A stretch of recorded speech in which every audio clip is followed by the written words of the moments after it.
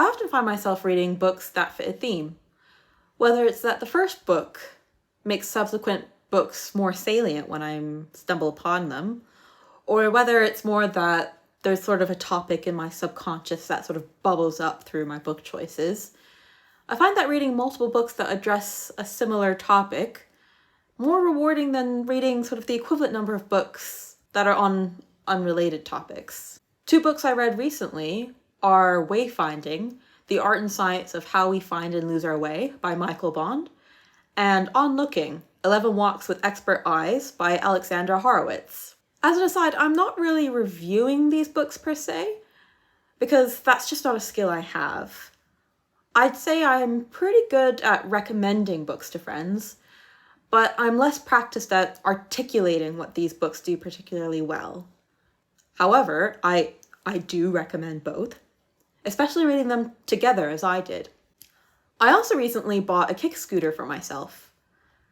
I found that the slight increase in speed from the scooter means that the amount that I can explore in an hour is much greater than the amount I can explore while walking for an equivalent amount of time. On the other hand, the relative slowness of using a kick scooter compared to cycling means that I can take in more of the environment as I'm going along.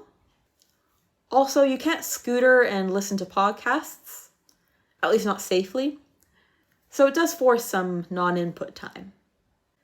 The fact that I was partway through Wayfinding made me appreciate the experience of navigating beyond my normal walk around the neighborhood. I no longer only had the novelty of the new mode of transport.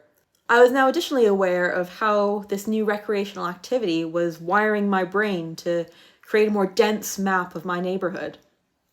I also, based on the book, had a go at not checking Google Maps to see if I could navigate back home from sort of a random place I ended up at.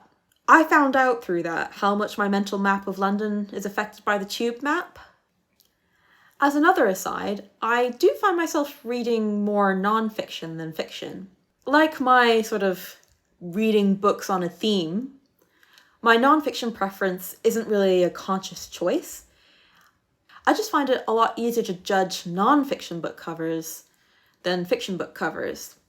Now again, I'm no expert on this, but I imagine the goal of designing cover materials is to sort of almost present a question to the potential reader.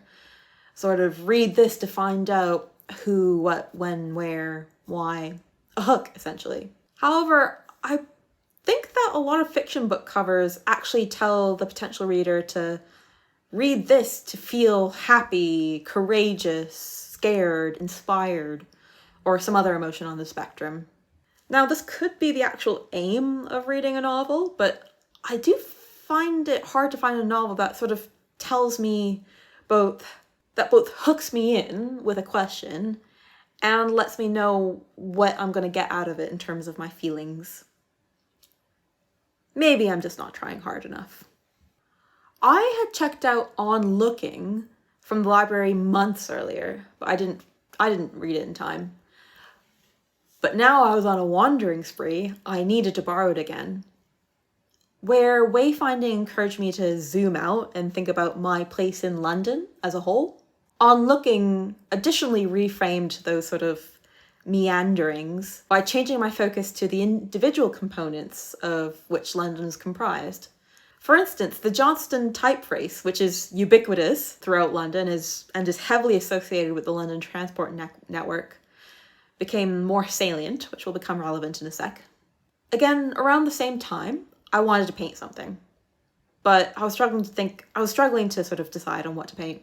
Now, with the topic of fonts in my head, and specifically with early 20th century typeface, I found this arts and crafts style font that I wanted to use.